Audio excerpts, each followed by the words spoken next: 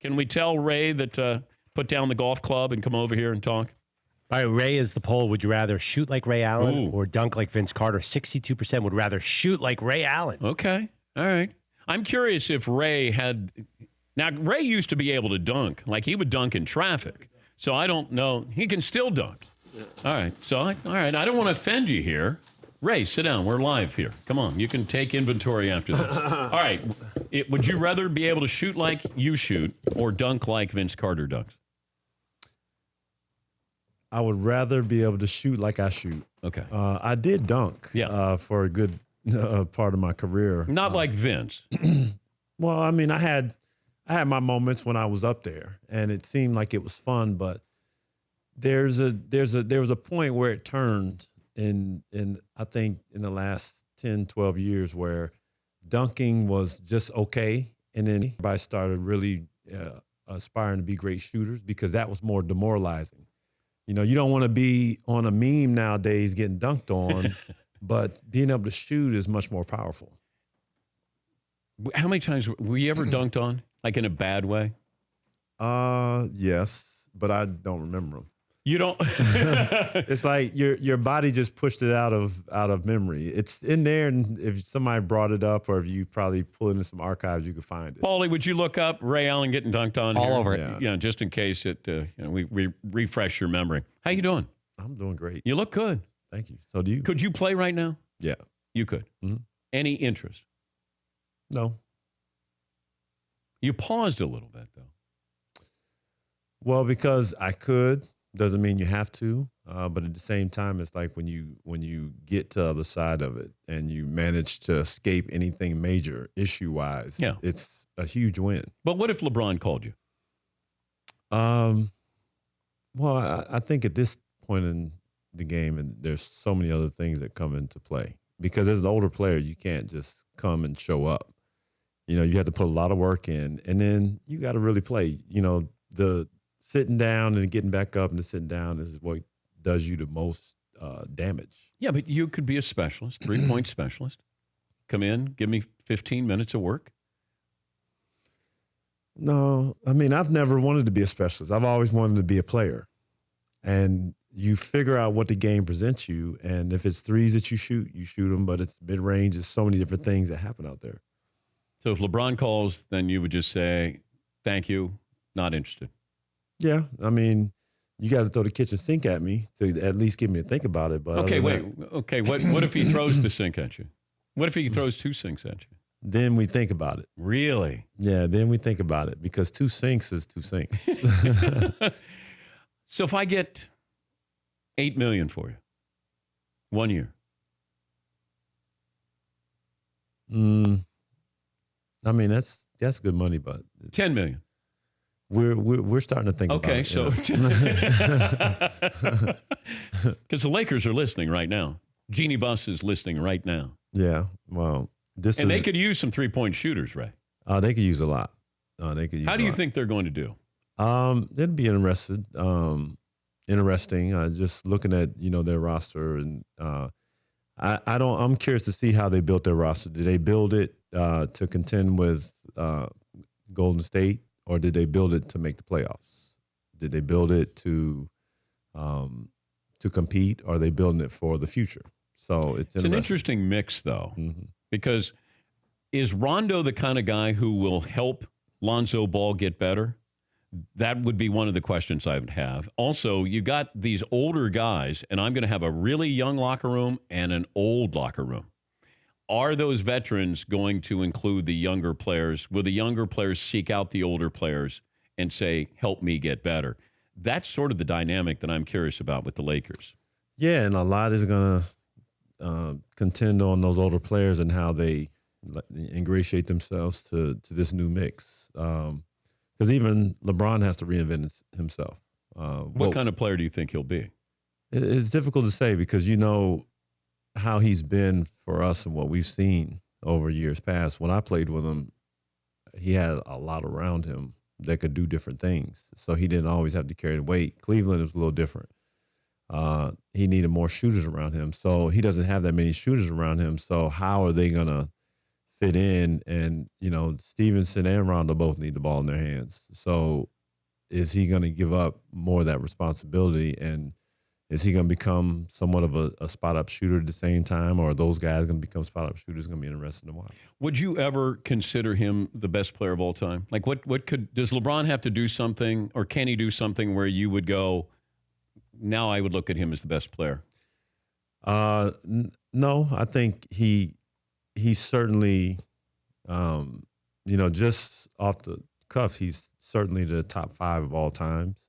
But playing against him and MJ, I think for me it's MJ all day long, only because how I played against him, and MJ just had everything, from mid-range to three-point to post-up game, and he could score and dominate in each position.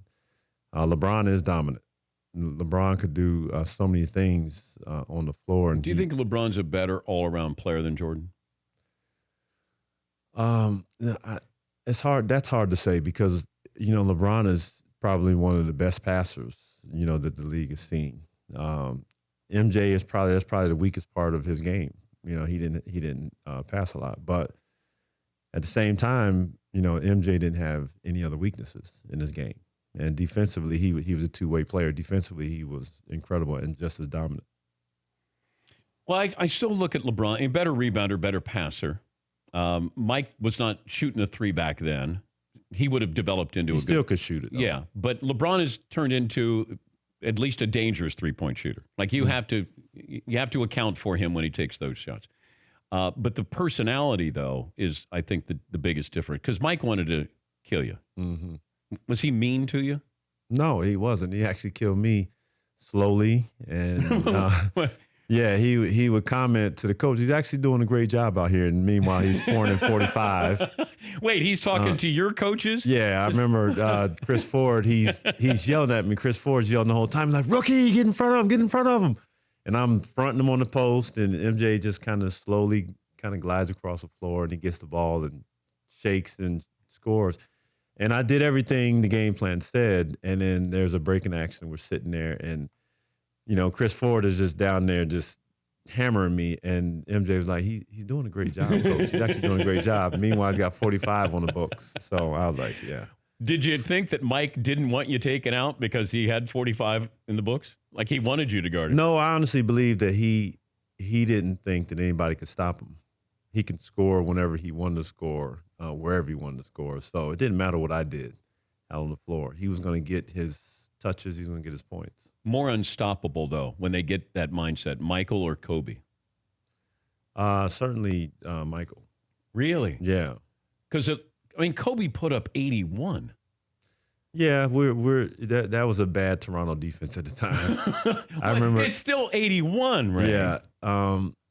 It's a marvelous He had 60 feat. in his last game he played. Yeah, it was a marvelous feat. It's hard to really compare the generations. If you look at what MJ did during his era, like I played in between both those eras, and the rules were totally different. Like you can't touch a guy now. A guy will go to the free throw line 20, 25 times a game just off of ticky-tack stuff. But he used to, and Phil Jackson said this when he was promoting his book years ago. If Mike played today, he would average 45 in his prime. Easy.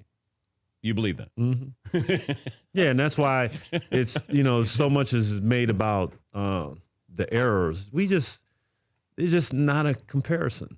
To compare what we do now, what's going on now, to what's happened in the 80s and the 90s. Well, they would beat up James Harden now. Oh yeah, like he'd go to the floor a few times. Yeah, if he flopped once or twice, they would make sure they gave him a reason to flop or fall down. It wouldn't be them guessing, did somebody hit him? Right now, when we see a foul, we're always guessing, well, did he get touched? What happened? His hand went this way, so it's always like we're trying to decipher what happened in the play. But back in the 80s and early 90s, it was like he just kind of took his elbow and went right across his head, and it was a real foul. Yeah, they didn't call flagrants back then. Yeah, no. They would just say, that's a foul. That's a hard foul is what you get. Foul. And playoff fouls. Yeah, I remember going to the hole as a young fella, and you got knocked down, literally. You got knocked down, and you went to go make a layup, and you hit the ground. If the ball went in the air, then they'll knock you down, And it's not a foul because the ball's gone already. Nowadays, it's excessive. They might throw you out of the game. Do you ever want to fight somebody? Oh, yeah. Who? I don't think there's anybody in particular. I think at times where your emotions kind of get the best of you, but you're supposed to be trained not to want to fight anybody. You're supposed to be, it's like, how do you go through practice, go through shoot-arounds and just all this preparation? Like, we're supposed to be trained at these moments in these situations. But did you get a cheap shot that you just said, like, I want to punch somebody? Well, I got into a fight, one that I remember against Keon Doolin. He played with the Magic, and I was in Seattle. And it was a lot of cheap shot throwing in that game, and we went at it. You know, we threw punches, and I got suspended, I think, 3 games for it. Would you have done it differently? Or did you feel like, sometimes you have to stand up for yourself? Yeah, I wouldn't have done it any differently. I believe when things happen around the league, around sports, any sport, if you see somebody get punked or something happens and, somebody just tries you, you don't stand up for yourself, you're going to have... They're going to do it again. You're going to have a tough time for the rest of that year. All right, we're going to come back. Ray, is during the commercial break, if we blindfold you from the free throw line, do you think that you could shoot better than we can? On this hoop? Yeah. Not on this hoop, no. Oh, okay. But, the ceiling is gonna. That's my home court advantage, right? Yeah, on a normal hoop, I definitely could beat you. You could beat me blindfolded. Yeah, because I know I got to rely on getting the ball in the air more, blindfolded, because I got to hope that it sits up there softly. But here I don't have that ability of that. If you shot 100 free throws blindfolded on your hoop at home, how many you make? Probably 55 or 60. Oh, you're going to need to do better than that to beat me. Yeah, well, if I was a hoop at home is one thing, in a gym is different. You're out in the open air. I'm ready. I don't know parameters, but I'm ready. My eyes will be open, Ray. I'm like a dolphin. Like, I just hit I throw my sonars out into the area, and I know that I can hone in on the hoop. I know where it is. Okay. All right. Yeah. Well, we'll blindfold you and see how many you can make, though. I got to even it out somehow, so I was going to say left-handed. You wouldn't beat me left-handed with eyes open. No, you wouldn't. Out of 10? Yeah. Yeah, it's possible. Oh, it's possible, but it's not going to happen. Well, I'll bet my life on it. No, don't do that. No, I will. I'll end my life if you beat me. No, I don't even want to take that bet. All like, right. if you even bet $100,000, I don't even want that, because I don't want to take your money. I just want you. The studio's nice. I don't want to have any stock in it. I just want to come here and visit. Okay. All right. Fair enough. All right. We'll play nice here. But we'll shoot free throws here with Ray coming up. We'll take a break. We're back after this on the Dan Patrick Show. Ray, if you had rebounders like us, we didn't need rebounders. Yeah. The one thing we always say about shooting, like when you shoot the ball, you notice if you're on based on your misses sometimes. So you see some guy shooting, the ball hits, and it just kind of ends up way in crazy places. Well, you can tell the good ones when the ball hits and it bounces somewhere in the vicinity. And that's what good rebounders know. You guys, it's not going too far. You guys are waiting. Now, am I allowed to do this at the line? right now, yeah. Can I do that? Two great shooters putting on a shooting display during the live look-in, if you were watching, as Ray Allen is still with us, 2-time NBA champ, 10-time All-Star, now Hall of Famer. You won a title with the Celtics and the Heat. Which title meant more to you? Probably the Celtics championship, because I hadn't won anything up to that point. And when you come from, Seattle, where we had struggled, we had one playoff berth, and to go from, the Celtics were worst to first, it was almost like unimaginable. So that probably, when it's the first time when you get there, it's like an amazing feeling.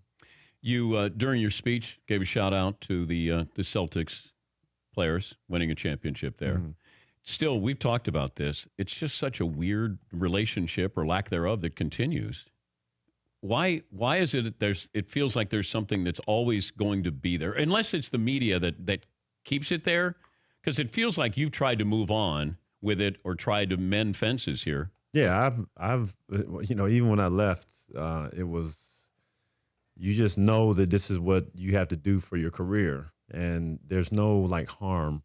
You're not creating any ill will as I leave. It's just all about trying to figure out how to improve your career. I focus more on what we did in the 5 years we spent together. Could you have left the Celtics differently, and therefore we wouldn't have? Well, that to me is really on the eye of the beholder. I think the people who feel some kind of way about me having left, obviously, I was very loved in the city, and I still feel the same way about the city because of what we've done and what we did. So I've heard from people that said, we just hate that you went to Miami. The fact that we hate LeBron, you went to LeBron. You could have went to Phoenix and it would have been all good. So it's a bunch of ideas where they were upset because of where I ultimately ended up going. And then the fact that I won was even more of a wedge that drove in people's minds. So there's nothing I can do about it, because every sports personality, every player, your job is to go and figure out how to win. And, every person in any walk of life at any job, like you go to figure out where you can best put yourself in a situation you could be successful, make the most money, and hopefully win if it's a sport environment. But you've also talked about this, that you had family telling you it feels like you're being shunned, that you're not getting the ball. Yeah. You'd be coming off a pick, and Rondo's not going to throw you the ball. Right. They're telling you this. And then did you come to the realization of, I'm being frozen out here? Yeah, and I went and talked to Doc about it, and he acknowledged it.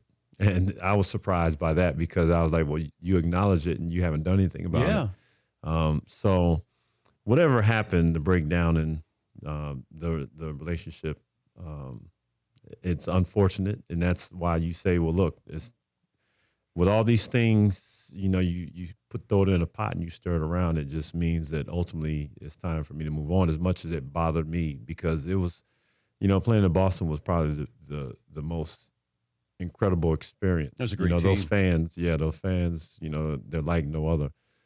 So it's unfortunate, but it's almost like you get your walking papers and it's time to go. So there's nothing more, than your happiness that's more important when you're in a situation, when you're working a job. And so it was ultimately time that the writing was on the wall.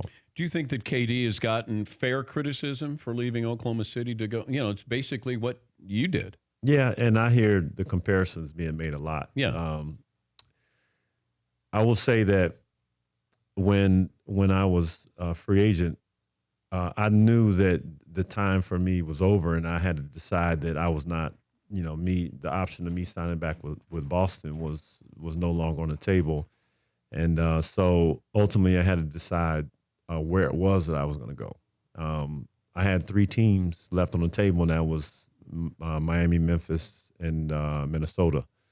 So you tell me, you tell me, where you ultimately would have ended up. Well, they all living. begin with M, but there's one that stands out. There's one that stands out more. There's weather, and then there's LeBron and D Wade. Yeah, I mean, it's a no-brainer. When you got to put yourself in a situation to win. I think in KD's situation, he had so many different situations, that were. I actually thought he would go to Boston, because I thought that was a viable option for him, because they were young and, they were on the verge of doing great things. And people would have been okay with that. Yeah. And, it was like he didn't have to go to Golden State for them to win a championship. So it was, whether you could say he and I were in the same predicament or not, I didn't have that many other options. But do you think you could see a scenario where KD, and it feels like he's sensitive that he responds to all this Twitter nonsense here, that he's ruined the NBA. He's heard that criticism, that maybe he says, all right, I'll win another title in Golden State, and then I'm going to leave Golden State after this year. And could you see him joining LeBron in Los Angeles? It's hard to say what is possible. I don't think that he should make a decision based on what people say about him. because he made this decision in the first place because he wanted to do what was best for him and he wanted to win. So and now he's in it. You got to stick with it. You got to ride it out. I don't know why he doesn't just embrace being a villain. Like, okay, yeah, that's so just what? You're not going to like me. Yeah, and that's it. Scoreboard. That's what I just say. Just scoreboard. No matter what, people are going to disagree with whatever you do. What you got to know is this is your life. It's what you get to do on a daily basis, and you're the one. If we're writing this movie, you're the star of it. So do it. But also, I don't think he would want to help LeBron's legacy because the more titles LeBron wins, the further away he gets from Kevin Durant. Kevin Durant's going to end up with probably more titles than LeBron James. Not that he's a better player than LeBron, but he's probably thinking of, if I go to L.A., I could help LeBron win 1 or 2 more titles. But I don't think when you're in it and you have the opportunity, I don't think guys think about legacy at that time because from one year to the next, you're not guaranteed to win a championship. Even if you're stacked on a pretty good team, there's no guarantee because you're always so worried about injuries going into every year. You just never know. Like you like your odds, but you just never know. So would you have stayed in Cleveland or would you have gone to Los Angeles, given the rosters, if you're LeBron? If I'm LeBron, I would think that what we put together in Cleveland, we could put together anywhere. Because the way they made the trade in mid-season, they traded, I think, 8 guys away. Yeah. And so when you think of a team like that, LeBron is certainly thinking we can make this work in a bigger market. And, it almost gives him leverage into his after-basketball career at the same time. So, I think that it was a good move for him. Would you rather work with Lonzo Ball or Ben Simmons? Ben Simmons. Because? Ben Simmons has great height. He's not a great shooter yet. But if you're going to help their shooting, you're a shooting coach, would you rather have Ben or Lonzo? Yeah, I'm taking Ben. Lonzo's form looks like it's kind of baked in, and I don't know how much he can improve on that. I think he can improve on it. I don't know. It's like you hate to take a professional athlete and change their shot completely. So could you change Lonzo's shot? That's hard to say. Because I'm wondering, and I've pointed this out on the air before, that KD starts on the left side and then moves over. If I could get Lonzo to start a little higher to go over, I wonder if that would help him. Again, it's got to be up to that guy that's willing to do that. But a lot of it is all about your body position and getting to your shot anyway. Because, look at Kevin Martin. Kevin Martin, for his 12, 14 years in the NBA, he had one of the best three-point balls out there, and he was way over here. Like half the time, we didn't know if he was going to shoot the ball. It was like, I don't know when he's loading up, so you have to pretend you have to think that he's about to load up, even when he just kind of has the ball and he kind of pushes it from here. But it's just efficiency and everything else. Like if you have a slower trigger, then you have to have your body and your feet ready earlier. So, I don't know if I would change Lonzo Ball's shot if he's comfortable with it. What I would do is try and work with him on everything else to get him in that position. We can't shoot free throws, Ray. Yeah, and that's 50% from the line. And that's all about sitting down with this kid and trying to figure out, is he committed to the work, like committed to putting in the preparation every single day, so he understands what he's dealing with. Because to me, free throws, I used to be that guy at home, and I know there's a lot of people like this, that I would watch guys. I'd be in high school, college, and I was like, look at these guys. They're making all this money, and they can't make a free throw. And then when I got to the NBA, I realized, free throws are so much more, there's more into it. A lot of mental in there. Yeah, and it's like when you go on the free throw line and you're down 2 and you got to tie the game, you got to make 2 free throws. Like whether you're home on the road, each situation presents its own circumstances. So it goes back to routine. Like if you don't have a routine, if you don't have a consistency, if you don't practice that, when you're at home or when you're in practice, there's so much that will cause you to miss that shot, and it can snowball in the wrong direction. And the problem is in 82 games, if you're on a bad streak, it can continue for a long time. You ever shoot an air ball from the line? I don't think so. No, I didn't think so. What'd you end up, over 90% from the line? Probably 89, 90, somewhere around there. So one of the top 10 free throw shooters of all time. Yeah. And that's just work. That's it. It's not talented. Work. Yeah. I credit, a lot of people don't know this, but I credit a player in Milwaukee by the name of Jeff Nordgaard. Early in my career, I played with him, and Jeff and I used to always have a free throw game, and he was an incredible free throw shooter.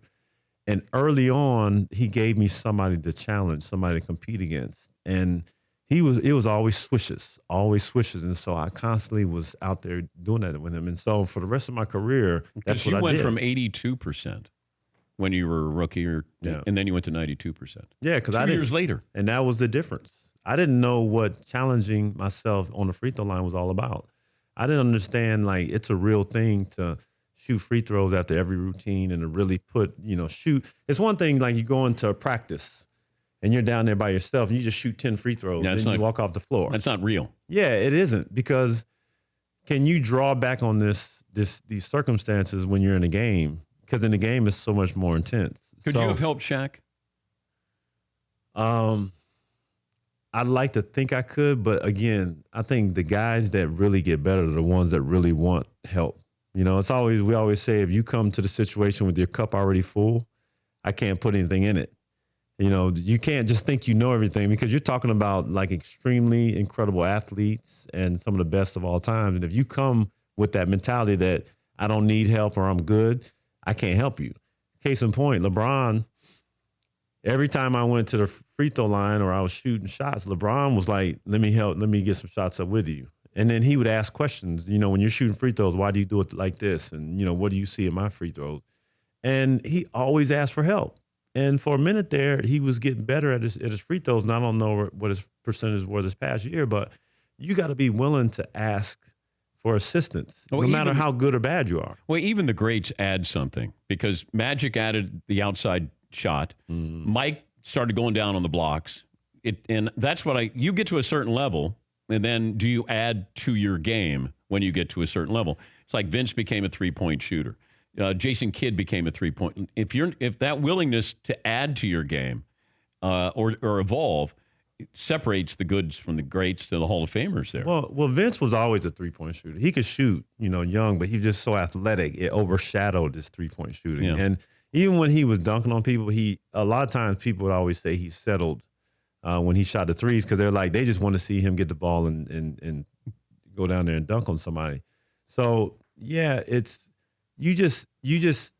I think it's the evolution of the player and how the game goes, because we always say once the league figures you out, you have to have a go-to move, a secondary move, and then you might have to have a third move. But if you stick to the same move, if you're playing in a playoff scenario, then you're going to have a bad playoffs, because we know percentage-wise that you go to the right 90% of the time. Okay, but Harden goes left all the time. Manu Ginobili went left all the time. Mm-hmm. He still couldn't stop him.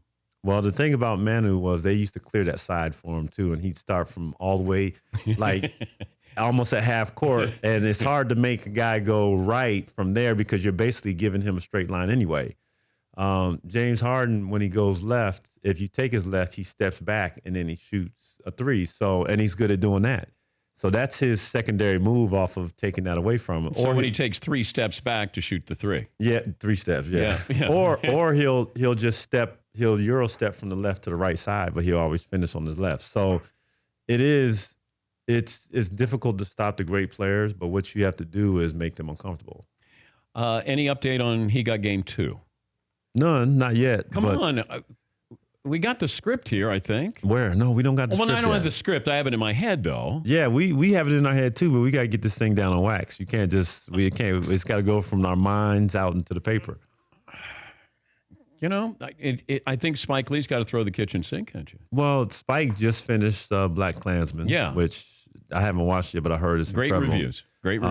And so he's been pretty busy, and that's what I try to stay in the forefront of his mind. So every now and then we got to sit down and start writing this thing down. I've had a lot of people reach out to me and say, I offer to write the script. I want to write the script. I want to get this thing going. Do you have Denzel's cell number? I don't, but we're always like 1 or 2 people removed. Okay. All right. And again, he's busy too. Like he's like putting out 2 or 3 movies a year. It seems like. I know. So your nickname, I didn't know that this was your nickname, and you said this at your Hall of Fame speech. Do you want to let the audience know what your nickname was later in your career? Well, I mean, my nickname was. I had a couple different nicknames, but the one that ultimately ended up defining me a lot was O. And you know, some people used to say like how you grew up, and like some kids used to say, I thought my name was Damn It, because my dad, every time you come downstairs, like, damn it, didn't I tell you? You're like, I thought my name was Damn It growing up. And so every time I turned around, I'm on the floor, I would hear, oh, you know, because I was in a position where I wasn't supposed to be in the minds of the opposing coach, because that guy guarding me's only job was to stay on me. And it was frustrating because you're watching defensive scheme where I see my point guard just dribble right down the lane. I'm telling the guy like, yo, you should help. You know you should help, because I'm not going anywhere. I'm part of, like, I'm just standing over in the corner. And then the guy's thinking like, no, I'm not supposed to leave you at all. And then the ball goes up. He's standing on me, thinks he guards me, and he turns around and he looks. And then when he looks back, I'm gone. And then the ball ends up in my hand, and then he's like, oh, coach is saying, oh, everybody. And then they take him out of the game because you're not supposed to leave him. It's just human nature, because when do we ever play a game of basketball where you look at one guy and you're not supposed to leave him? Like, you help defense, go get the rebound, whatever, but you basically have to face guard me so you know where I am at all times. And I tell you, one guy that used to do that, and it used to drive me wild, with Bruce Bowen. Like, he knew, I'm not leaving you. I'm not even going to go to the basket. Tim's down there. I'm not going to turn my head. And if you try to go to the basket, I'm going to elbow you and knock you to the ground, which happened a couple of times. It's a great nickname, and it's great to have you in studio. We appreciate it, Ray, and congratulations again on the Hall of Fame. Well deserved. Thank you, Dan. And if you want me to put on a clinic during the commercial break, I'll do that as well. Maybe you just watch me shoot. Well, you said that I was the second best shooter. Yes. In this. In my in this building, but I think some of these other guys in here, they can take you down. No, too, they though. can't. No, that's not true. So you might be like 4th or 5th, because I've seen some jump shots in here. Ray, that and they're raising their hands too, like. And you don't drink, do you? No, I don't. Yeah, you're sounding like you've been drinking. Yeah, I'm off my rocker right now. You are. Well, yeah. Don't tug on Superman's cape, Ray. Don't do that. Well, that was Reggie Miller when I played against him. So yeah. All right, we'll come back. We'll get to your phone calls as well. This is the Dan Patrick Show. Is that you challenged me like that? That's why I didn't say anything. You bet $20 I couldn't make that. No, I didn't bet. I was just throwing out a hypothetical, and I wanted to say. I don't do a hypothetical. Well, I deal real. That's why I was. That was real. That's all that was. It's just me taking it, shooting. I don't have to say anything. I just go like that. That's all that was, right? That's like you against the Spurs hitting the jumper. Mm-hmm. That's it. You don't have to say anything. Cool. You know what my nickname was? Oh. So when I would get it, the opposing coaches would go, You can't say that radio. No, you can't. No. See? A lunatic. I know. Jordan hits the shot against Utah, goes in after the championship, and he gets up ready to leave after I do the interview. He goes, I said, man, it's a shame you're retiring, because I'd like a piece of you. He goes, what the bleep? What'd you say? So he's got his uniform, champagne, sweating, whole thing. Stand up. So I have my suit and tie on, getting ready to interview Phil Jackson. How the bleep would you guard me? And so I did one of these into the middle of his back, and he said, I would. And he started cursing at me. Like he just won the championship. Lose. And I'm saying, I don't know, maybe I would do the forearm in the back. And he'd go, I would crush. Like he was cursing. I sit down and Phil Jackson goes, you see what I've had to deal with? But I'll tell you the difference, because if I play like in a regular pickup game, like somebody who doesn't play professional, if you don't understand the force you play with, professionals, because if you're guarding me, it's like you go like this, play through somebody. Yeah. Because in the NBA, defensively, that guy's bracing up and he's using his strength, so you don't ever see the difference in the strength because both forces are fighting on each other. For more Dan Patrick Show, tune to Audience Channel 239 on DirecTV or download the Dan Patrick Show app.